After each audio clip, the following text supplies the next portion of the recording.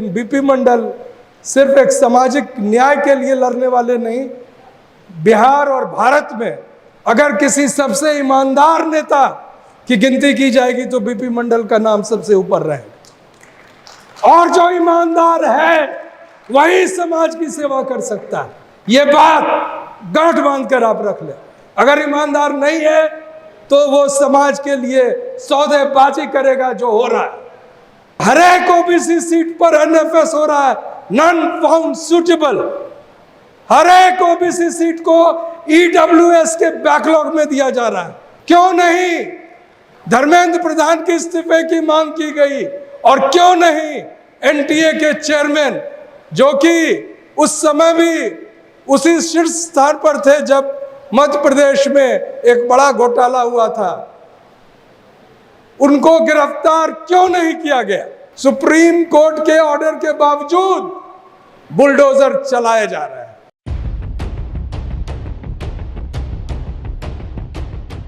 शुक्रिया।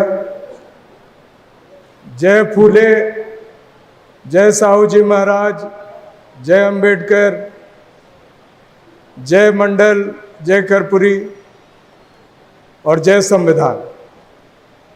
आज मंच पर और सामने जो लोग उपस्थित हैं सभी को मैं शुक्रिया भी कहता हूं, और आज मैं कुछ बातों को आपके समक्ष लाना चाहता हूं जो आप में से कई लोग नहीं जानते होंगे। कुछ बातें मैं मंच पर बैठे विल्सन साहब के बारे में बता दूं। पी विल्सन साहब सुप्रीम कोर्ट के एक विशिष्ट और बहुत ज्ञान वर्धक और सामाजिक न्याय के लिए हमेशा खड़े होने वाले एक अधिवक्ता है, लॉयर है। पूरे इंडिया में all India federation of social justice के नाम से वो लगातार सामाजिक न्याय के प्रश्नों को आपके समक्ष ला रहे हैं, और आज भी उनका इरादा है कि इस सभा के समाप्ति से पहले एक रेजोल्यूशन पास हो यहाँ, जिसको वो नाम दे रहे हैं लखनऊ डिक्लेरेशन, लखनऊ घोषणा। साथ में जस्टिस वीरेंद्र जी के बारे में तो आप लोग जानते ही हैं, वो भी हमेशा हर जगह सामाजिक न्याय के प्रश्नों पर उपस्थित रहते हैं। जज नकवी साहब भी लगातार जब से वो सर्विस में थे और अब भी उसी तत्परता के साथ अपनी सभी कामों को कर रहे हैं। और डॉक्टर रतन लाल के बारे में हमारे कलीग हैं दिल्ली यूनिवर्सिटी में, कुछ ही प्रोफेसर्स हैं जो सही बात बोलने की हिम्मत रखते हैं, उसमें से वो एक है। आज सुनेंगे उनको, राजेंद्र वर्मा जी। और सबसे पहले और सबसे अधिक मैं बात करना चाहता था महेंद्र जी का, महेंद्र मंडल जी एडवोकेट का। यहाँ से लेकर चेन्नई तक जिस तत्परता के साथ, जिस विश्वास के साथ उन्होंने एमके स्टालिन से लेकर उदयनिधि तक जो बातें रखी वो काबिले तारीफ है। और दिलचस्प बात देखिए, आज उदयनिधि जी को आना था यहाँ, और जब हमारी बात हो रही थी तो उन्होंने कहा कि ये 29 तारीख दिन आपने रखा कैसे? हम लोगों को तो पता नहीं चला, लेकिन कल जब ट्विटर पर पी विल्सन साहब ने बधाई दी कि उदयनिधि साहब तमिलनाडु जैसे बड़े राज्य के उप मुख्यमंत्री के रूप में कल शपथ ली है, तो उन्होंने जो अपनी शंका जाहिर की थी कि मैं कोई बहुत महत्वपूर्ण कार्यक्रम में लगा हुआ हूँ, तो मैं समझता हूँ आज पूरे लखनऊ के तरफ से और उत्तर प्रदेश की तरफ से, sir, we want to communicate our heartfelt congratulations to Udhayanidhi ji. Kindly communicate our congratulations. मैं सबसे पहले आज माननीय बीपी मंडल जी के बारे में 2-3 बातें कहने के पहले हमारे जो साथी सामने बैठे हैं और जो साथी अभी आपने जो अपनी तकरीर पेश की, मैं आपको सलाम करता हूं। मैं याद करता हूं फर्क इंडिया के अखिलेश जी का, वो भी हमारे साथी थे। बहुत से लोग बीच रास्ते में बिछड़ते हैं, उनकी स्मृति को ध्यान में कर रहा हूं आज। बीपी मंडल जी जो रिपोर्ट पेश की उसकी प्रति मैं आज लाया हूं। तमिलनाडु में द्रविड़ कशकम नाम के एक संस्था है जो एक तरह से डीएमके और आईडीएमके के लिए आरएसएस का काम करती है। वो चुनाव नहीं लड़ती है, लेकिन वो तमाम उन मुद्दों पर दोनों पार्टियों के ऊपर अपने अंकुश को बना के रखती है। और उसके महासचिव हैं वीरामणि साहब, 91 ईयर्स ओल्ड। उन्होंने पेरियार साहब के जो स्मृति में वहाँ पर जो सभा एक मेमोरियल है उसके महासचिव हैं। उन्होंने भी कहा कि देश के समक्ष कई मुद्दे हैं और उन मुद्दों पर पूरे भारत में एक साथ कुछ प्रयास होना चाहिए। संसद में हम बहुत बातें सुन रहे हैं, लेकिन उन बातों का इस सरकार पर क्या असर हो रहा है दिख नहीं रहा।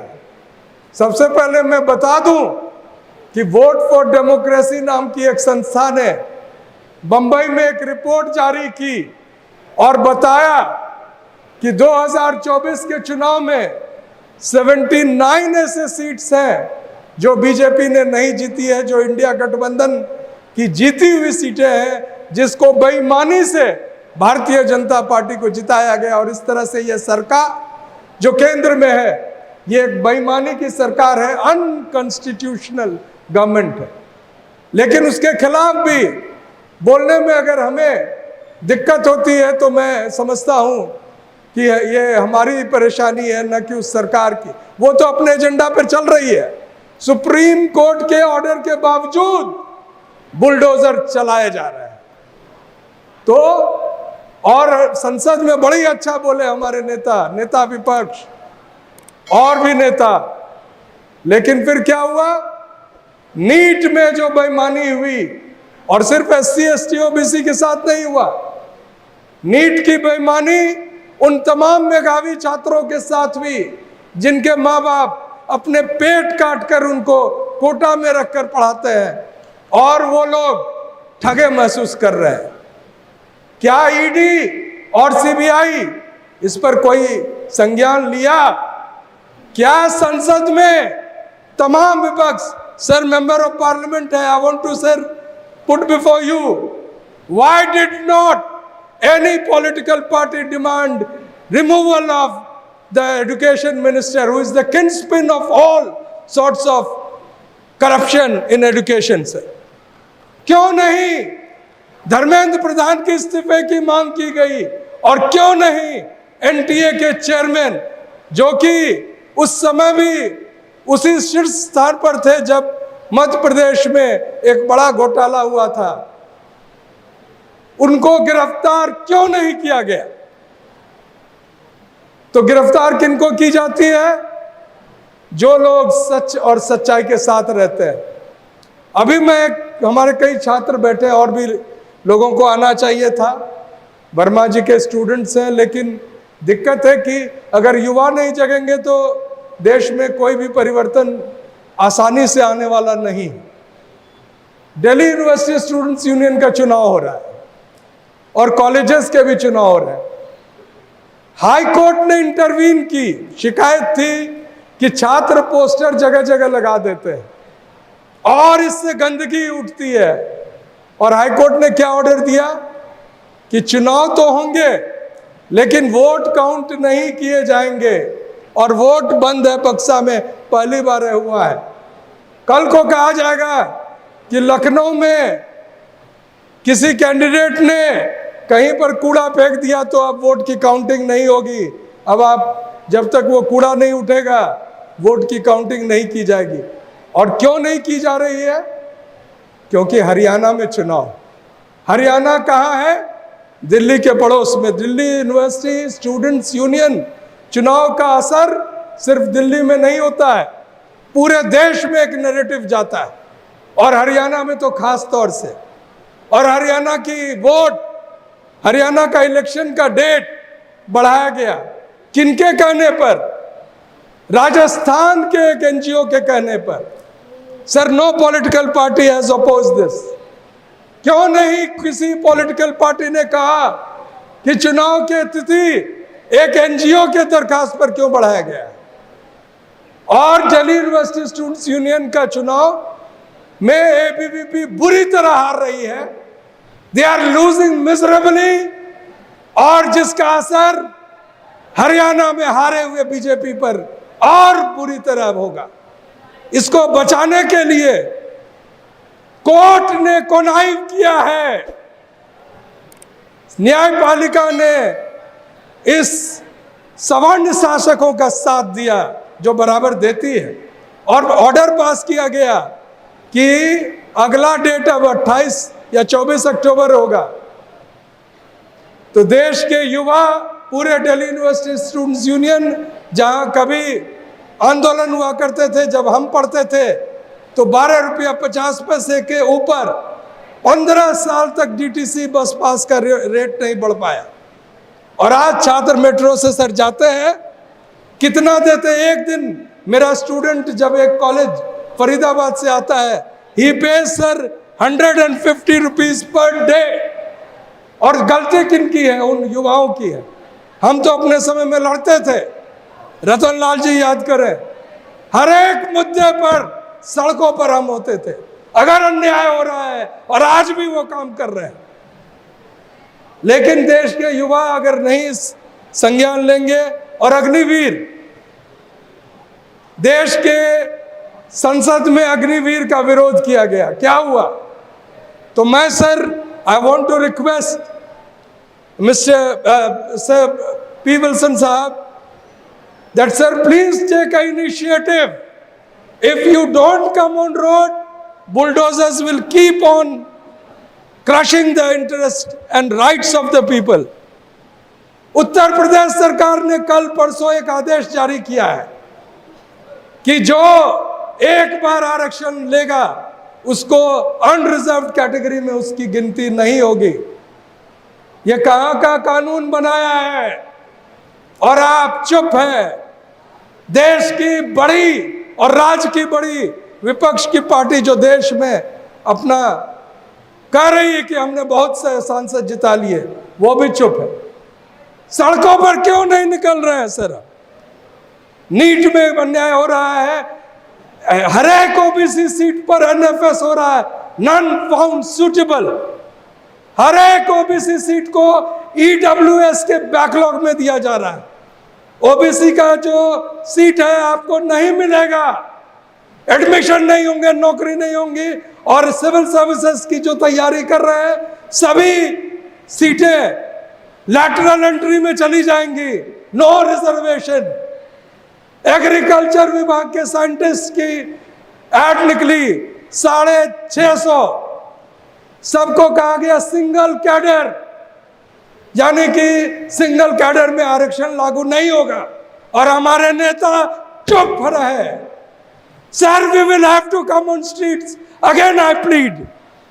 And then there are several cases जब खुलेआम हमारे माँ बहनों के साथ, बेटियों के साथ अन्याय हो रहा है, उसमें हम लोग चुप हैं। तो सर, मेरी विनती है, there are interest of students, NEET की इशू है, अग्निवीर का इशू है, ओबीसी आरक्षण समाप्त करने का इशू है, एससी एसटी के वर्गीकरण का इशू है। आप सर एक मुद्दे पर मीटिंग बुलाइए तमाम सामाजिक संगठनों का, और एक कॉल दीजिए। मैं राहुल गांधी जी से भी कहा था, स्टालिन साहब से मैं निवेदन किया हूँ, विल्सन साहब की बात बहुत सुनते हैं स्टालिन साहब।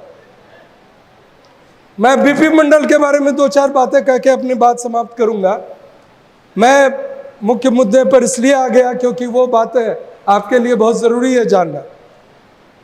बहुत से लोग नहीं जानते होंगे, लेकिन बीपी मंडल सिर्फ एक सामाजिक न्याय के लिए लड़ने वाले नहीं, बिहार और भारत में अगर किसी सबसे ईमानदार नेता की गिनती की जाएगी तो बीपी मंडल का नाम सबसे ऊपर रहेगा। और जो ईमानदार है वही समाज की सेवा कर सकता है।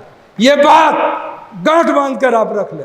अगर ईमानदार नहीं है तो वो समाज के लिए सौदेबाजी करेगा, जो हो रहा है।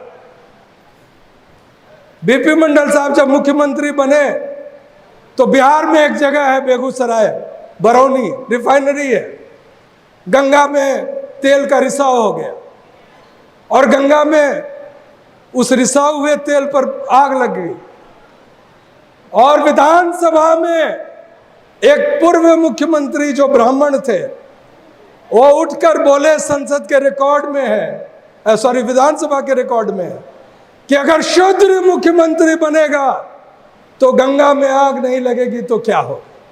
अब मैं बता दूं कि जो ये बात बोल रहे थे वो बीपी मंडल के मैनेजर बनने लायक भी नहीं थे, उससे अधिक हैसियत अभी भी हमारे मैनेजर की है, लेकिन आर्थिक आधार पर मिलेगा।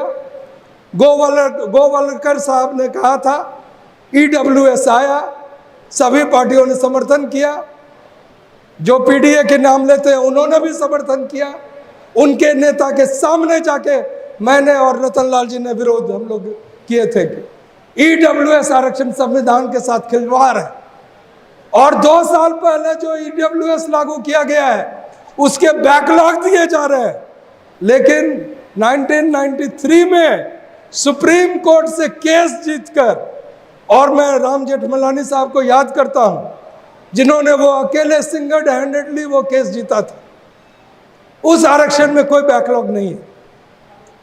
आपकी सीटें खत्म हो रही है, आप चुप रहिएगा। देश जो है बिक रहा है, अडानी लेके घूम रहा है और इस देश का जो सबसे बड़ा व्यक्ति है वो देश के लिए दलाली का काम कर रहा है। अपने साथ किसको ले जाता है? पहले प्रधानमंत्री जाते थे तो पत्रकार जाते थे, अब 4-5 दलाल जाते हैं और इसका जवाब मिल रहा है।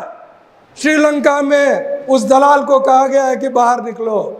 कम्युनिस्ट पार्टी का शासन वहां हुआ है और मैं तमिलनाडु में था सर, कई शहरों में C2 का आंदोलन चल रहा था। तो यह आंदोलन तो हम लोगों को करना पड़ेगा। मैं अधिक समय नहीं लेना चाहता हूं, बस बीपी मंडल साहब की एक बात को मैं याद करते हुए आपके समक्ष रख रहा हूं कि अभी तमिलनाडु में जो वीरामणि साहब ने मुझे बताया 5 दिन पहले कि पूरे के पूरे पिछड़ा वर्ग आयोग जिसके अध्यक्ष बीपी मंडल थे, RR भोले थे, जस्टिस RR भोले, LR नायक, के सुब्रमण्यम और एक और व्यक्ति थे मोहनलाल जी, ये सभी चेन्नई में उस समय मद्रास था, उनको एक सभागार में उनकी अवभगत की गई, उनका स्वागत किया गया और बीपी मंडल ने शानदार भाषण दिया था। DMK पार्टी ने जो भी मांग रखी सभी को माना गया, लेकिन वीरामणि साहब ने कहा कि अकेले में जब बीपी मंडल मुझसे बात कर रहे थे तो उन्होंने कहा कि रिपोर्ट तो देश में क्रांति ले आएगी, लेकिन इसको लागू कौन करेगा? लागू तो आपको करना होगा। तो अगर देश के सत्ता संसाधन में हमें और आपको प्रतिनिधित्व चाहिए तो हम लोग को तो लड़ना पड़ेगा ही। मैं इन्हीं बातों के साथ पुनः जो आयोजक है और ख़ास तौर से जो हमारे साथ चेन्नई में भी थे उन सभी को, और आज जो लोग समय निकालकर सामाजिक न्याय जैसे महत्वपूर्ण पहलू पर आज यहाँ आए, सबको मैं पुनः बहुत बहुत धन्यवाद कहते हुए जय संविधान के साथ अपनी बात समाप्त करता हूँ।